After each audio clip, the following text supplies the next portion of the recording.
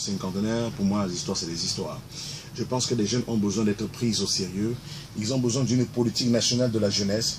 Ils veulent savoir que dans ce pays, ils sont préparés à la relève. Il y a des signes pour cela. C'est une question de management des ressources jeunes. C'est une question de management des ressources nationales. Chacun a sa compétence, vous voyez. Donc, lorsqu'on nous parle d'un pain du 11 février, pour moi, c'est des histoires. À quoi ça sert un pain pour le 11 février? Qui va acheter le pain du 11 février? Le jeune, pourquoi? Est-ce que pour être jeune, on a besoin de porter le pain pour dire qu'on est jeune? C'est un peu comme les pains du 8 mars. Pour moi, c'est de la foutaise. Mais moi, je connais le débat sur la symbolique du pain en Afrique. La symbolique du pain, c'est quoi? On parle du cinquantenaire. Le pain intervient dans toutes nos manifestations. Mais justement, on va commander les pains. Moi, le problème avec le gouvernement camerounais sur cette question, c'est que je ne suis pas d'accord. C'est-à-dire que le ministre de la Jeunesse va passer la commande des pains à une société qui va la fabriquer. Et les pains seront vendus à qui? Qui va acheter le pain, le jeune ou le parent du jeune? C'est la question. Alors, on va acheter le pain à combien? Et ça va générer des revenus. Qui en profitera? C'est le fabricant du pain qui va faire du bénéfice. C'est le vendeur qui va faire du bénéfice. Celui qui achète le pain, ça lui apporte quoi? Puisque dans tous les cas, le pain de la jeunesse, il ne le portera pas 2 jours. Après le 11 février, il ne le portera plus. C'est une dépense inutile. Je pense que le montant du pain, l'argent du pain, on pourrait acheter un livre sur le civisme. C'est-à-dire que le gouvernement de la République pourrait donc investir sur les manuels de civisme public qu'on pourrait mettre en circulation et dire aux gens que d'acheter le pain à 5 000 francs. Avec 2 000 francs, tu as ton manuel du citoyen. Cela s'appelle le manuel du citoyen.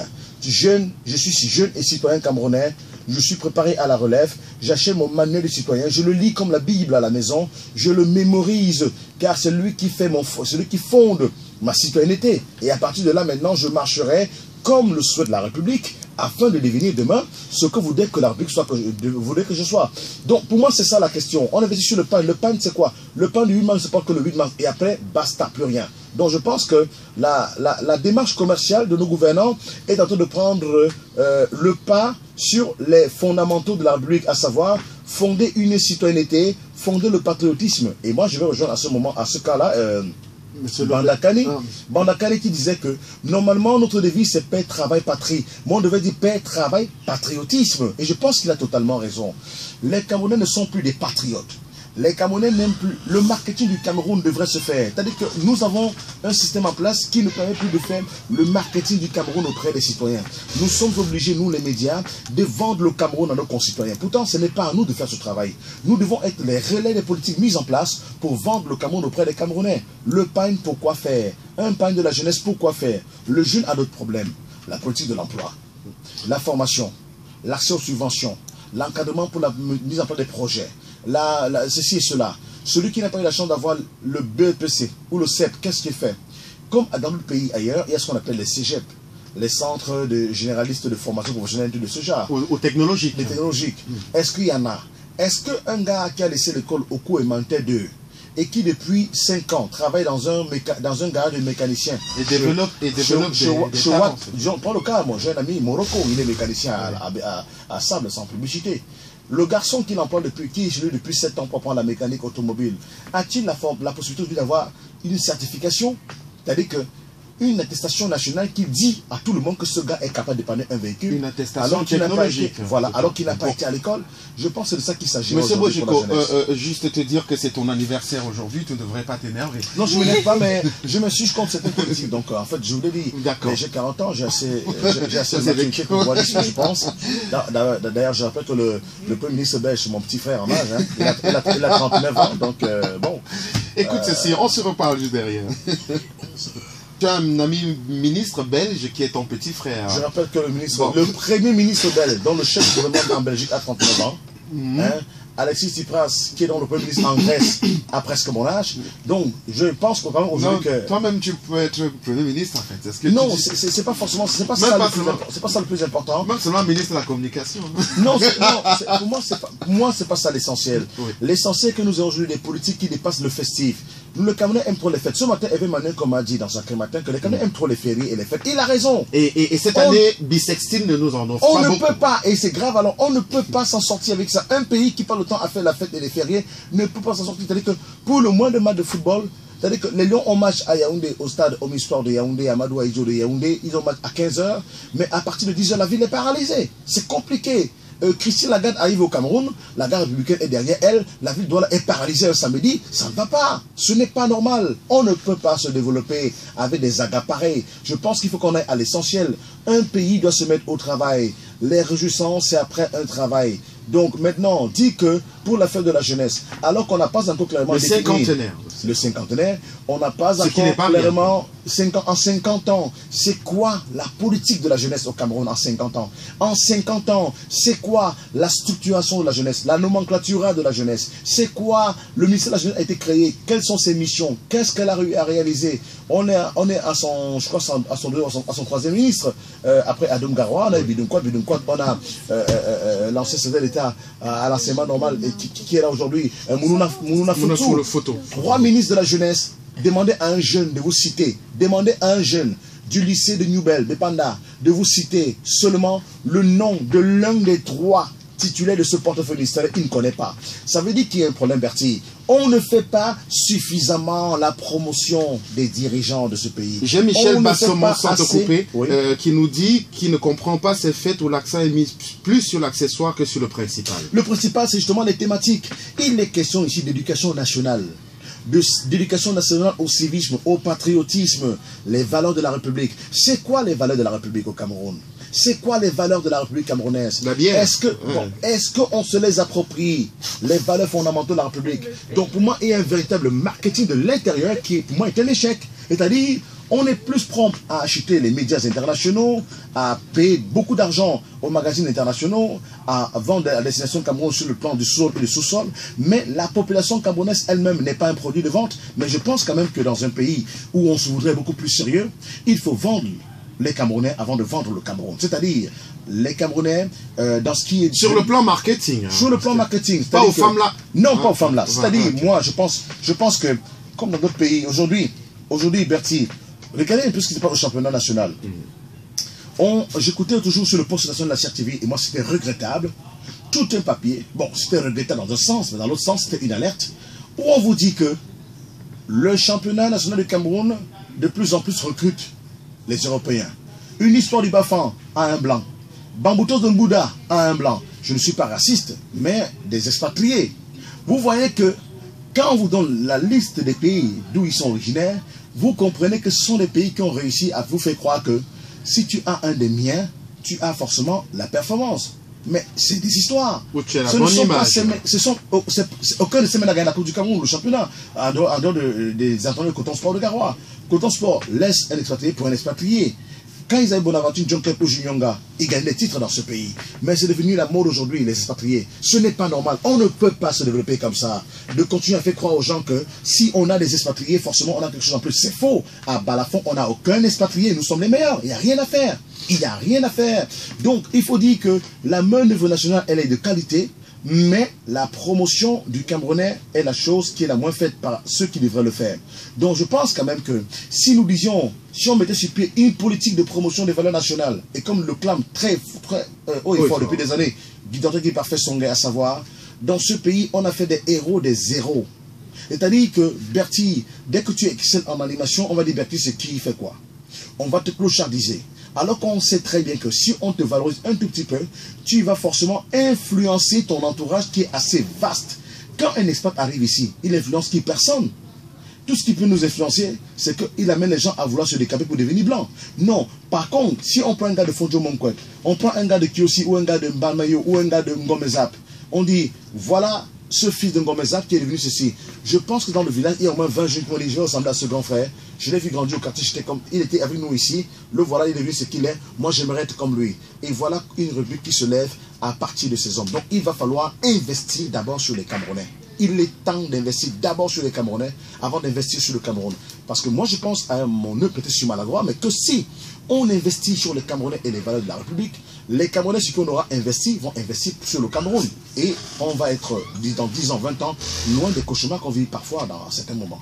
En tout cas, on constate que les valeurs qui nous sont chères désormais, c'est la bière.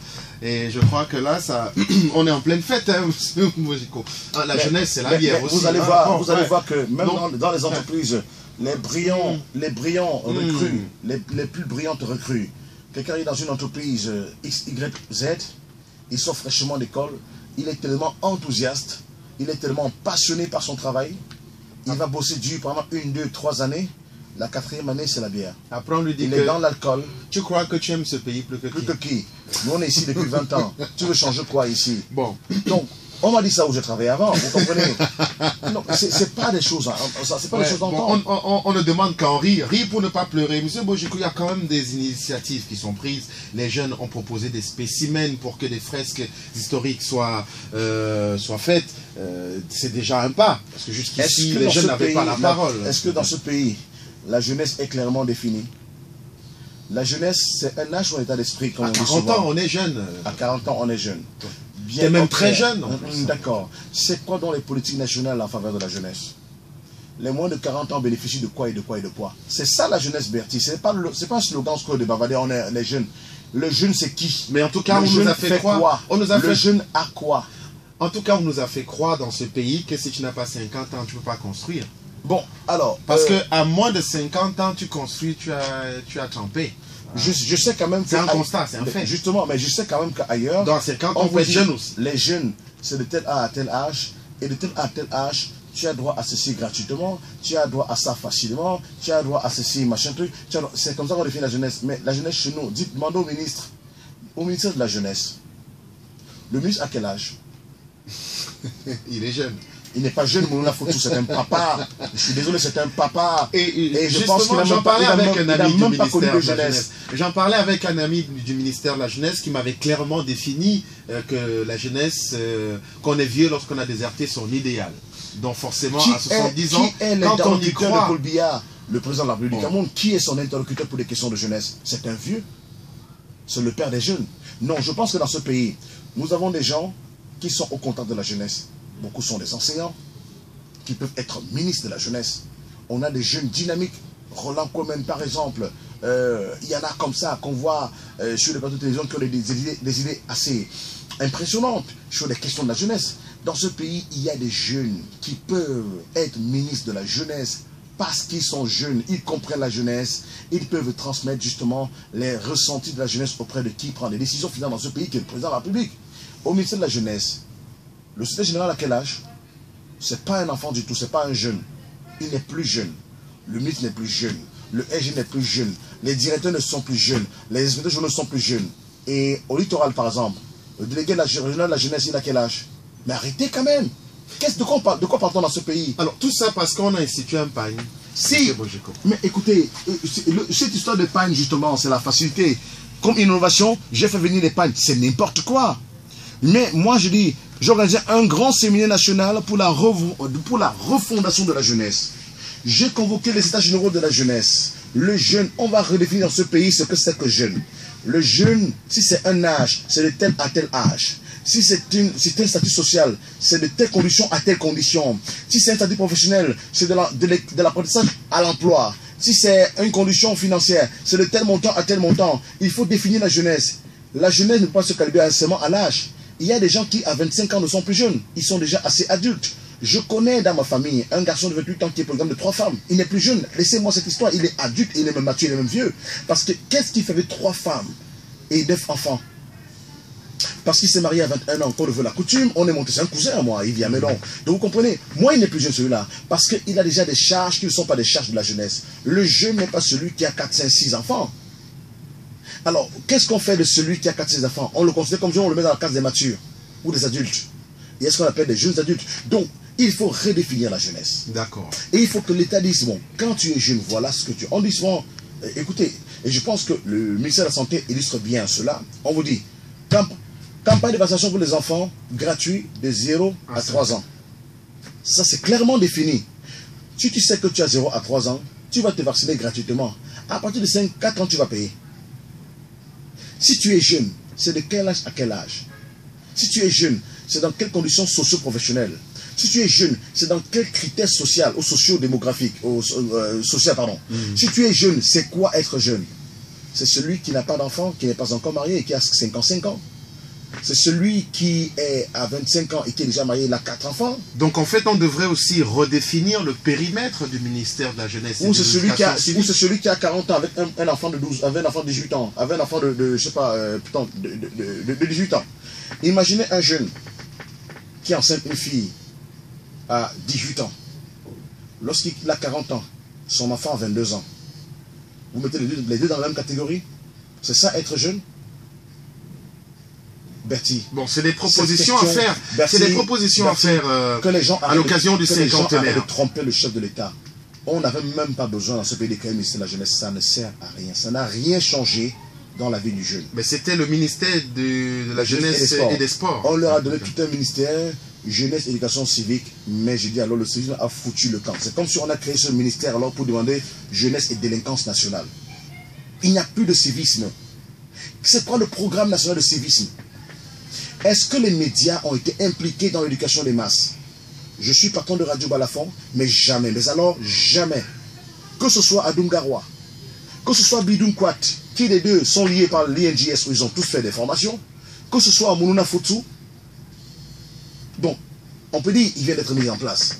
Je vous dis, Balafon a été saisi par le ministère de la Santé publique pour les campagnes de vaccination, pour les programmes de lutte contre le paludisme, pour la distribution de moustiquaires imprégnés. C'est ça qu'on appelle un programme national de vulgarisation des actions du gouvernement en matière de politique de la santé. Le ministère de la Jeunesse a-t-il seulement un jour écrit ce qu'on appelle le manuel de citoyenneté ou de civisme national? Non. Le ministère de la Jeunesse et des Éducations physiques a-t-il un jour convoqué les intelligences nationales autour d'une table pour réfléchir sur le manuel national de la morale publique? Non. Le ministère de la Jeunesse et de l'Éducation civique a-t-il un jour convoqué les patrons des médias pour leur demander leur contribution à la vulgarisation des micro-programmes ou des émissions pendant ce civisme? Je dis non. Mais arrêtez. Et maintenant, pour le PAL, on nous embête les oreilles.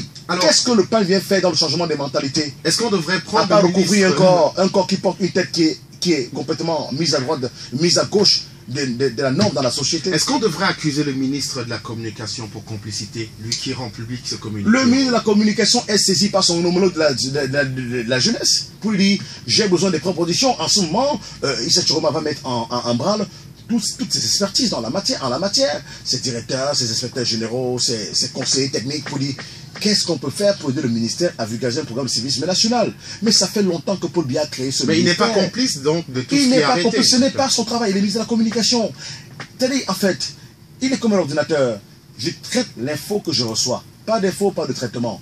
Le ministère de la Communication ne peut pas se substituer au ministère de la Jeunesse. Il s'occupe de la communication, de l'action gouvernementale et de la gestion, de la régulation de la communication nationale, des médias et tout ce qui est support de communication, mais en même temps qu'il peut aider à l'élaboration d'une politique nationale de vulgarisation du civisme national. Alors, lorsqu'on dit jeunesse et éducation civique, c'est qu'on a pris conscience que la jeunesse est d'abord pourrie. Ouais. Mais ça c'est pas faux. Mais ça c'est vrai, on a pris conscience. C'est pourquoi on a enjoint à la jeunesse l'éducation civique, donc pour dire la morale, en fait, être bien élevé. En fait, hein. Pour moi, c'est le ministère des jeunes bien élevés. Parce qu'on sait qu'ils sont mal élevés. Oui. Hein, on a pris conscience. Maintenant, est-ce que la CRTV Poste Nationale ou la CRTV Télé, qui sont subventionnés par l'État et par les impôts, ont seulement une émission qui porte sur le civisme national? À quoi sert ce ministère? Ouais. Sur l'antenne de la CRTV, on a des émissions spécialisées. Voilà. Pour les jeunes qui s'expriment. Justement. Et qui posent leurs problèmes. Jeunesse, parlons-en. Ouais, cette émission existe avant d'ailleurs la création de ce ministère. Et je pense que Michel Goumou devait être une bonne ministre. C'est elle qui devait avoir cette place. Ou M. Roland Komen et son leadership académie, il devrait être à cette place. Ou le feu Charles Atebé est encore vivant. Je pense que non. Bertie, moi, je dis... Le 11 février arrive à grands pas, c'est dans un mois exactement. On nous parle de panne aujourd'hui. Je pense qu'on a mis la charrue avant les deux. Il y a des actions qui devaient être mises en place. C'est bien que le cinquantenaire devait venir célébrer quelque chose. La refondation de la jeunesse camerounaise, la reconfiguration du schéma de la conception nationale de la jeunesse, l'inauguration ou alors la célébration de la nouvelle politique nationale en matière de la jeunesse, promotion de l'auto-emploi, vulgarisation de la formation, du civisme, du sens élevé du patriotisme, du respect de la chose d'autrui, de l'autorité, de la parenté, ainsi de suite, et la coaction entre la jeunesse et les autres entités sociologiques. Moi, parce que justement, un jeune aujourd'hui, c'est l'avenir du Cameroun. Donc, il faut investir sur l'avenir pour qu'il soit radieux. Tu vas à l'école aujourd'hui pour être bien demain. Tu fais du sport aujourd'hui pour être en santé demain. Donc, si on investit par sur le jeune aujourd'hui, quel citoyen on aura demain? On investit sur le pagne. Le pagne n'importe quoi. Ça change quoi dans les mentalités? Ok, et sachez une chose, Bertie, dans ce pays... Laisse-moi boire ma bière. Non, c'est oui, comment, bois ta bière. Bertie, sachez une chose. C'est ton anniversaire, tu me donnes à boire et tu viens encore me dire que bière. Je n'ai pas de morale. Là où il y a pagne, il y a toujours bière. Et ce n'est pas comme ça qu'on va construire une jeunesse. Moi, je le dis, ce que je dis n'engage que moi, mais je pense que sur le plan de la politique nationale de la jeunesse, on est passé un peu à côté. Du moins, on est encore en retard. On n'a pas commencé. 11 janvier 2016, entre Pagne et Champagne. C'est dans un mois exactement, 11 février, mais avant c'est le 11 janvier. Et tu as attendu le moment pour ton coup de gueule. Oui. Pour ton quarantenaire. Ouais, je suis plus jeune. Maintenant là, je commence non, tu es jeune. Bertie, non, bon, on n'a pas encore défini, donc... Non, je sais d'être jeune, c'est fini maintenant. Je rentre dans la phase des adultes. Alors, le programme de la journée, c'est quoi? Ton gâteau n'est pas encore arrivé. Mais pourquoi ça tarde, hein? Tu es où depuis? Ce n'est pas le petit... C'est pas le petit... Je dis que ton gâteau n'est pas encore arrivé, tu doutes. Bertie. Ah. Tu sais... Comment? Tu n'es pas différent des gens qui prennent le pagne. Le pagne a quel problème? Moi, tu as vu, je suis en pagne. Le pagne, je te pose la question. Moi, j'achète le pagne pour les funérailles, je me plains pas. Je vais acheter le pagne pour le 11 février, je me plains pourquoi? Un pagne pour combien? 6500. C'est qui vend le pagne? Sika. Je voulais pas citer. La recette, c'est à quoi? Bon, c'est 100 000 pagnes sont déjà disponibles en tout cas. Bon, est-ce que c'est pour... Non, moi, je vais acheter le pagne. Je vais l'acheter pour ton anniversaire? Non, je vais acheter le pain de la jeunesse parce que justement, le gouvernement demande quoi. Moi, Bertie, moi, je suis quelqu'un. Je respecte les instructions du gouvernement, du moins, c'est et même les institutions. Mais j'ai le droit de critiquer. Je vais acheter le pain, mais je me demande un pain pour quoi faire. Moi, je vais l'acheter ce pain. Parce que c'est la fête de la jeunesse. Bon, tu vas acheter pour combien? Pour 6500? Je vais offrir le pain à tous les employés de Balafon. Ceux qui sont jeunes. On a des vieux ici. Bertie, je regarde encore qui? Moi, j'ai la tête d'un jeune. Okay. Ça. Mais pas valable. Kémonier, quand même. Kémonier, il va avoir un pain. Non. Il a quelle tête? Il y a longtemps qu'il a quitté la classe des jeunes. Il a quelle tête? Donc, tu fais tout ce bruit-là pour à la fin dire que tu vas acheter le pain. Non, Bertie. Bertie, je ne suis pas là pour acheter pas le pain. Non. Bon. C'est pas ce que je dis. Bon, je vais te on va acheter le pain, mais vraiment, je pense qu'on devrait produire d'autres choses qui sont plus importantes ou que le pain accompagnerait. Oui, je suis d'accord. Non, tu as tenu un discours pendant 15 minutes. À la fin, tu dis que tu vas acheter le pain. Bertie, je ne suis pas venu ici dire que je n'achète pas le pain. J'ai posé des problèmes. Une réflexion sur le pain. Un pain, pourquoi faire? Moi, je n'achète pas. Ben, toi, tu n'achètes pas le pain. Parce que je n'ai pas d'argent. Tu veux que j'achète avec quoi? Mais je pense que je sais pas comme toi. Le prix du pain achèterait au moins 3 à 4 manuels sur le civisme. Hein? N'est-ce pas? Ben oui. Bon, je préfère acheter un manuel. Pas 3 ou 4. Je suis d'accord avec toi. J'ai pas l'argent pour le pain, je te dis la vérité. Tu m'as envoyé un message sur WhatsApp de Radio Balafon. Dit qu'aux États-Unis, quand tu viens pour un emploi, on demande que sais-tu faire. En France, on te demande quels sont vos diplômes. Et au Cameroun, on demande qui t'a envoyé. Ça, c'est Tina. Elle est jeune, il faut la comprendre. C'est une jeune, il faut la comprendre, Tina. Bon, alors, donc, on va te souhaiter vraiment je sais pas, tu es un modèle aujourd'hui, ça c'est clair, à 40 ans. Il faut que... Moi, je pense qu'on devrait de plus en plus, pas à titre posthume, mais à titre costume, applaudir les gens qui arrivent à réaliser des choses. Et j'en profite d'ailleurs pour te dire qu'à 40 ans, avoir réalisé ce que tu as réalisé, c'est pas donné. Parce qu'on nous a fait croire qu'au Cameroun, pour réaliser de grandes choses, il fallait avoir 50 ans, 60 ans. Mais déjà, à 34 ans, tu avais déjà des perspectives qui débouchent sur quelque chose d'extraordinaire. J'en parle parce que j'étais là. Oui. Et en si peu de temps. Oui. Pour un jeune, bravo, félicitations. Je ne sais pas si les mots pèseront suffisamment lourd pour te dire ce que je pense, mais en réalité, les auditeurs sont prêts à te le dire parce que tu as réalisé tes projets en silence, oui, et la réussite parle aujourd'hui. Et ça, pour un jeune au Cameroun, c'est un exploit. Bravo, félicitations. C'est parce que j'applique beaucoup les sagesses africaines. Et il y a une sagesse dans mon village qui dit, si tout le monde sait où tu vas, tu n'y arriveras jamais. Parfois en silence, on forge son esprit, on pense son projet. Dans le calme, on le monte, on le réalise et on laisse les résultats parler d'eux-mêmes ou de faire parler de toi. Je pense que c'est le cas aujourd'hui. Et je voudrais remercier mes amis que vous êtes, qui avaient su bien m'accompagner jusque-là. Et l'aventure continue pour le bien de tous. Parce que si un projet ou une réalisation n'est pas profitable à tous ou à un nombre de personnes, ça ne sert à rien. on ne réalise pas des choses pour soi, mais on les réalise plus pour les autres. Et les auditeurs ont trouvé en Radio Balafon quelque chose de bien pour eux. Et pour moi, c'est ma plus grande victoire. Ce n'est pas savoir ce que nous gagnons ou ce que nous perdons, mais c'est de savoir est-ce que les gens en tirent profit. Et s'ils en tirent profit, au moins on peut dire, pour les autres, on a fait quelque chose. Et moi, c'est ma plus grande joie et je remercie Dieu Tout-Puissant qui m'a donné la santé, la sagesse et les amis que vous êtes, Bertie, Vanessa, Marie-Flore, Victorine, René Marquez, Tina, Songay, Somba, Desfortunés, Alphonsine Bojico, ma petite soeur, qui est hospitalisée en ce moment, Aline, ma propre petite fille, la dernière Benjamin, qui est là. Aude Ngosso. Maman. Maman Aude Ngosso, ma chérie adorée.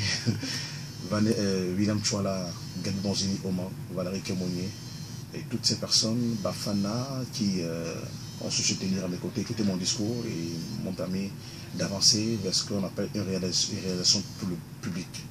Donc, ce qui donne vie, parce que le projet, le plus important n'est pas de créer une entreprise, mais c'est de l'animer, il faut la faire vivre. Les annonceurs qui nous font confiance, qui nous permettent de payer les salaires, les impôts, le loyer, sinon on serait parti, on nous aurait chassé depuis longtemps d'ici.